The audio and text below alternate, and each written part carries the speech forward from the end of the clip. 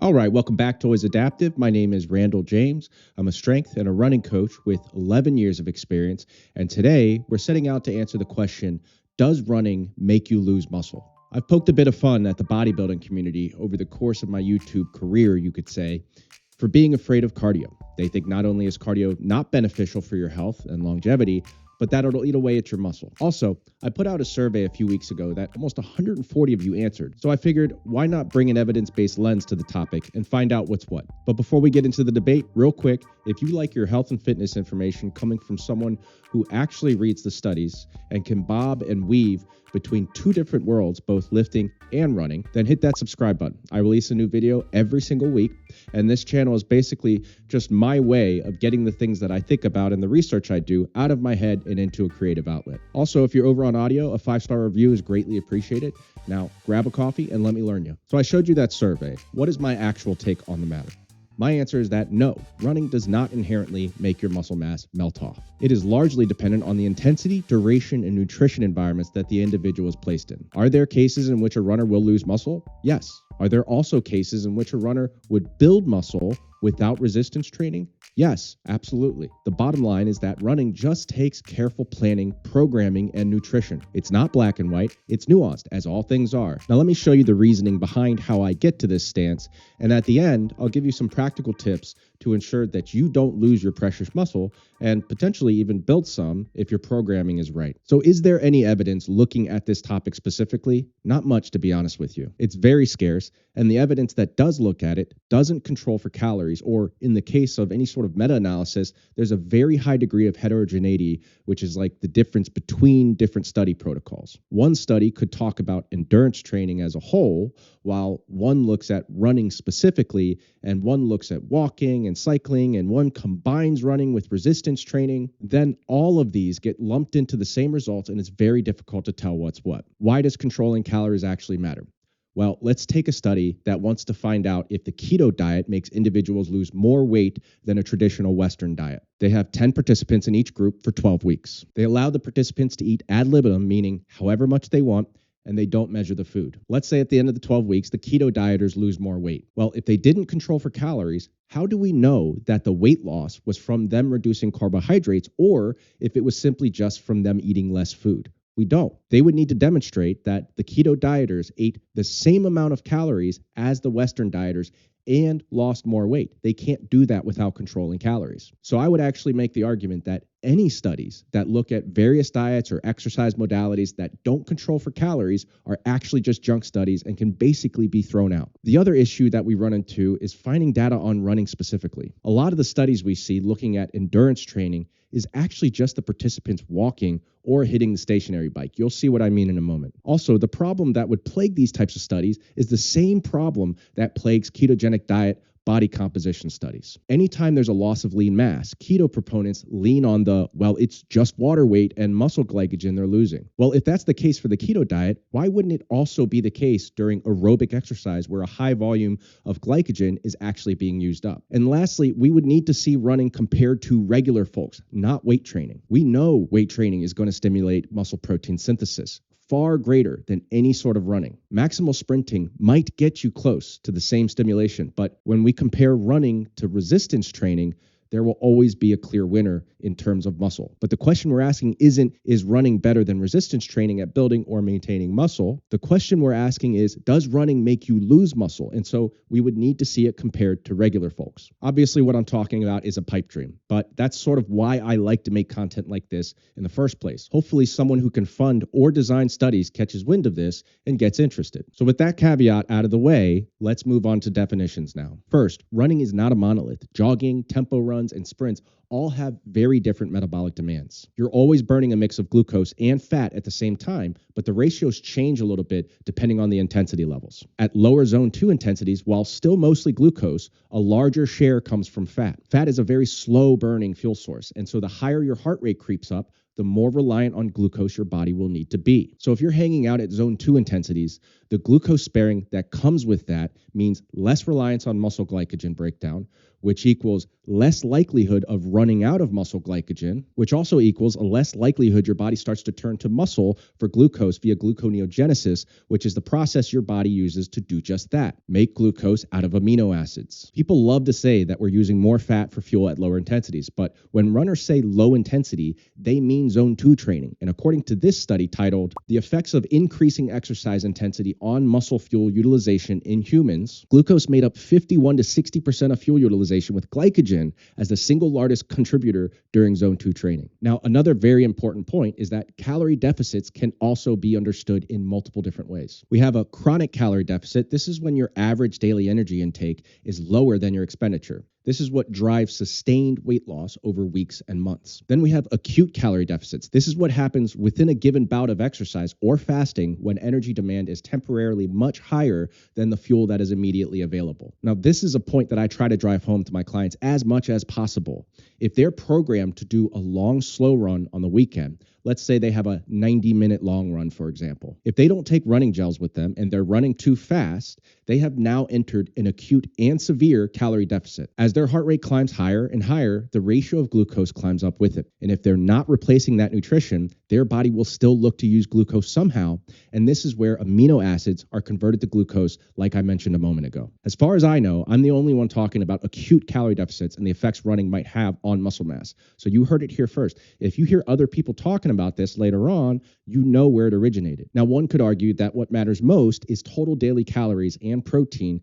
And for weight training, I agree with this. It's not such a big deal if you're burning a lot of calories during resistance training because you're stimulating muscle protein synthesis. This is not the case with running, however, and I would make the argument that once you've entered a severe calorie deficit during a run and start to lose muscle, you're not just going to rebuild that in the same day by eating enough food and protein. It just doesn't provide a strong enough signal to rebuild or spare that muscle in the same way weight training does. So even if you refeed, the anabolic switch just isn't flipped. Muscle building is a very intensive and slow process. I would argue that once you've lost it, that muscle is gone and it's up to you to replace it via resistance training after the fact. Now, I want to talk about starting points in individual contexts. Whether or not someone loses muscle running depends heavily on their starting body frame. Let's use me as an example. I hit 190 the other day. I haven't seen that number in years. And my unofficial core scale body fat percentage is around 13 to 13.5%. I have a pretty good amount of muscle. Those stats put me at just above 22 on the FFMI or fat-free mass index. This is a similar index to BMI, but it's designed to tell you how you rank in terms of muscle mass. I think this is actually a really good metric that we should start using for mortality outcome studies. One of the biggest confounders with BMI is that it cannot take into account muscle mass. So with me above 22, that puts me in the advanced gym freak category. The next category up would be elite and is considered the natty ceiling. Very rare and requires elite genetics. Basically, when people cross this line, others start to question whether they're natural or not. The thing about this scale is that the higher up you go, if we take running out of the picture completely, the harder it is to build muscle. Any experienced lifter will tell you that the more muscle you gain, the fewer and further between your gains will come. Now, let's bring running back into the picture. If someone is running and burning all these calories and they're already getting close to their genetic potential, it's going to be even harder for them to eat enough food and protein to continue to progress, and they could actually dip into a calorie deficit like I described earlier. The excess muscle mass that they're holding on to also comes with the higher oxygen demand and heavier weight. I arguably carry too much muscle mass to be a super efficient endurance runner, and honestly, I'm okay with that. I'm focused on health, not performance. Obviously, being able to run fast is nice, but I'll likely never break my 5K PR of 1914. I was 175 pounds when I did that, and 5 years younger than I am now. I'm much heavier now as well. Now, because I have all this muscle, it requires more blood and oxygen to fuel it, and during bouts of high stress, this is going to make my heart rate climb much higher and put me into that glycogen burning zone I mentioned before. Now let's take someone that is at a very low FFMI. That person likely would have a much easier time putting muscle on. In fact, they could even build a little bit of muscle when they first start running. Beginner gains are great and they hit fast, not just from weight training, but any sort of new stimulus where your muscles are forced to work in a way that they were not before. Now, again, I'm not saying it's anywhere near what resistance training would do, but someone running would definitely build a little bit of muscle over someone that's sedentary. Take this study, for example, titled Examining Bone, Muscle, and Fat in Middle-Aged Long-Term Endurance Runners, a cross-sectional study, where runners had about 10% more total lean mass and 14% more trunk lean mass than sedentary controls. And this is what I was referencing earlier. It's important to restate, we're not seeing if running is as good as resistance training for muscle. That's not the stimulus we run for. We run for cardiovascular benefits, increasing our VO2 max. And if we can get that while building or preserving lean mass, we should know about it. Except for the racers. They're chasing seconds. We're chasing health over here. Now, let's pull it together. What evidence do I have? I want to talk about two really interesting studies on this topic. This one titled Exercise-Induced Reduction in Obesity and Insulin Resistance in Women,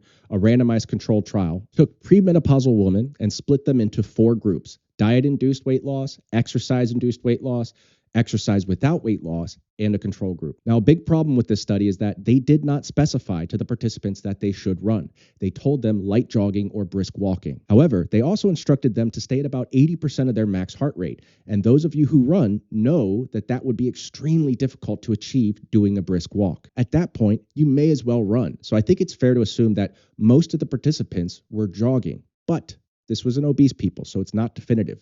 The average weight of everyone in this study was 190 pounds. So what happened when they compared these different approaches? Both weight loss groups lost about 6.5% of their total body weight. However, in the diet-only group, the women lost about half a kilo of muscle mass. Not catastrophic, but still, muscle was sacrificed. In the exercise weight loss group, even though they lost the same amount of body fat, they maintained their skeletal muscle completely. And in the exercise without weight loss group, they actually gained over a kilogram of lean muscle while still trimming visceral fat around their organs. So even if this was a brisk walk, the fact that they gained muscle is actually incredible and not something I was expecting at all. This is the textbook example of why how you create a calorie deficit matters. Diet alone stripped off fat, but it also cost some lean tissue. Exercise created the same deficit, but it preserved muscle and even added some when no weight loss was enforced. It's also very interesting that the exercise weight loss group maintained their lean mass. Losing 6 kilograms of body weight, even with weight training, sometimes comes with a loss of skeletal muscle. Not in all cases, but it's pretty well expected that when you lose weight, you're likely going to lose a little bit of muscle. So the big picture is this: running, when programmed correctly, isn't inherently catabolic. In this trial, steady treadmill sessions at about 80% of max heart rate, 5 days a week, not only preserved muscle during fat loss, they actually built some when diet was kept stable. Now, let's move over to another study from the exact same author, Robert Ross, but this one was in men instead of women. It was titled Reduction in Obesity and Related Comorbid Conditions After Diet-Induced Weight Loss or Exercise-Induced Weight Loss in Men. The design was almost identical to the other study: diet-induced weight loss, exercise-induced weight loss, an exercise group without weight loss, and a control. And once again, the researchers hit their target almost perfectly. Both the diet and exercise weight loss groups lost about 7.5 kilos, right around the 8% of their body weight that they were targeting. That's not an accident. That's calories in versus calories out in action. They set up the deficit and the body delivered, no matter whether it came from food restriction or treadmill time. Now here's where it gets interesting. Even though the total weight loss was the same, the exercise group lost about 1.3 kilos more body fat than the diet group. The exercise-induced weight loss group also lost more visceral fat, and while in this study, differently than the other study, both weight loss groups lost a little bit of muscle, the exercise group lost less at 1.3 kilograms. But similarly to the other Dr. Ross study in women, the exercise without weight loss group actually gained muscle while still losing 1.5 kilograms of total fat and 0.4 kilograms of visceral fat. So yet again, this is something you would not expect to see. If running or cardio in general made you lose muscle, then at maintenance, you would expect to see just that, a decrease in muscle. And both of these studies, at maintenance, they gained muscle. And here's another important detail about this design.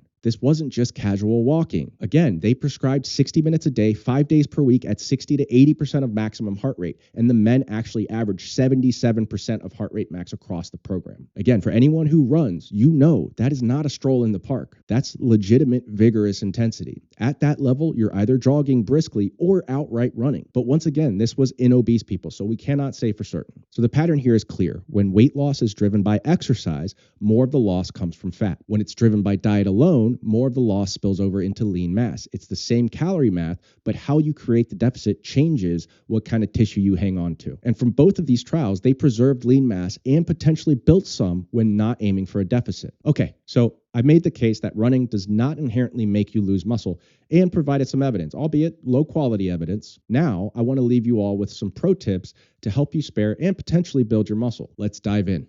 Number 1, for the love of God, stop running fasted. Fuel your runs. I made this mistake my first year of running, and I lost so much muscle in my legs, it really sucked. I gained it back pretty quickly, but I learned that lesson the hard way, and I don't want you to do the same. Running does not send the same muscle protein synthesis signal that weight training does. So when you're running fasted, you're playing a dangerous game. It might feel good, and you might even feel faster, but what you're really doing is putting yourself in an unnecessary calorie deficit that makes muscle loss more likely. Here's what to do instead. Eat a small, low-fat, high-protein, moderate carb meal about 3 hours before. Top off with around 25 grams of easy-to-digest carbs if needed, and then for anything over 60 minutes, take a gel or sports drink with you. A good rule of thumb is 30 to 60 grams of carbs every hour, depending on your body size and intensity. The bottom line is simple, though. The more carbs you can take in at higher heart rates, the less likely you are to burn through your muscle glycogen. And if you are trying to be in a deficit, you can still fuel your runs and do so. Gels and sports drinks are very easy to track. Trust me, I still get the urge to run fasted sometimes, but I just care too much about my muscle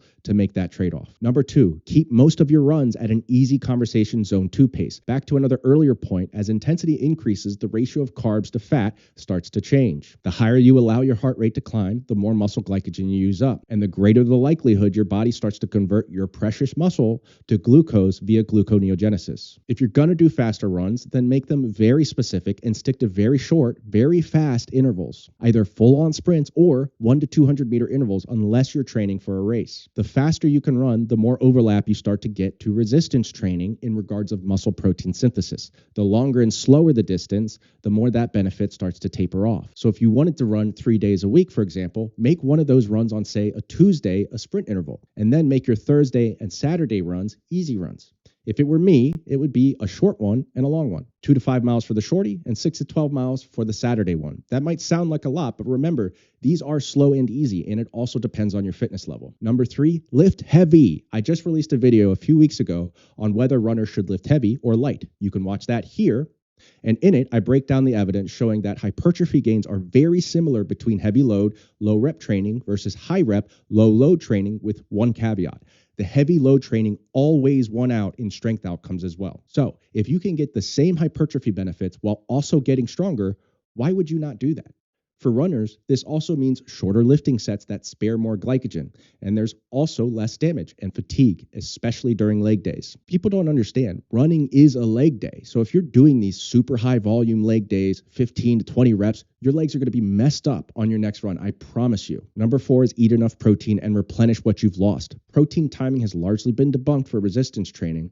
It doesn't really matter when you eat your protein after a lifting session. What matters most is how many grams of total protein you eat in a day. I cannot say, however, that the evidence exists like that for running, so you're better off being safe and trying to get a large bolus of protein in as quickly as you can after a run. As soon as I get home, I weigh myself a second time to see how much water I lost on the run. I then try to get my body weight back to what it was as quickly as possible, and I have at least 50 grams of protein. Maybe that's overboard, but hey, I have more muscle than most endurance runners, so maybe there's something to my anecdote. Not to mention, the earlier you can get your first bolus in, the more opportunities you have for subsequent boluses. Let's say I run at 7 a.m. and get back at 8:30. If I wait another 90 minutes to eat at 10 a.m., it's going to affect how late my last meal is. If I eat 4 to 5 meals, which I usually do, I have to eat a lot of food. Now, in terms of how much total protein, try to aim for 0.8 grams per pound of body weight. I weigh 190, so that brings me up to 152 grams of protein. Some people say to have more, a gram per pound of total body weight, but I think that's a bit excessive and unnecessary. If you want to go that high, though, just to experiment, by all means do so. So those are just a few tips that you can take from this to hopefully help you along your path if you do get over your fear of running, burning off all your muscle, and decide to partake in what I feel is one of the best activities for your health. But look, ultimately at the end of the day, you can do whatever the hell you want to do. All I'm trying to do here at Always Adaptive is show you how to sift through evidence and to critically think about these topics where people love to paint with broad brushes and make absolute claims with no nuance. All I want to do is make you think. I want you to leave these videos like, damn, that's actually a really good point. I don't want you to like the same things I like or support the same things. I just want us all to be better in this fitness community, and we do that together. So the next time someone tells you not to run because you'll lose your muscle, you'll know that there are alternative opinions out there, and hopefully now you're better equipped to think it through. But that's it for me. Once again, my name is Randall James, and this is Always Adaptive, a business born from the idea that you are always adapting. Literally, right this moment, whether you're sitting or you're standing, I'm standing. That is an input. My body is adapting to this right now. So control your inputs and you can control your life. Thanks for watching. I'll see you at the next one. Stay adaptive.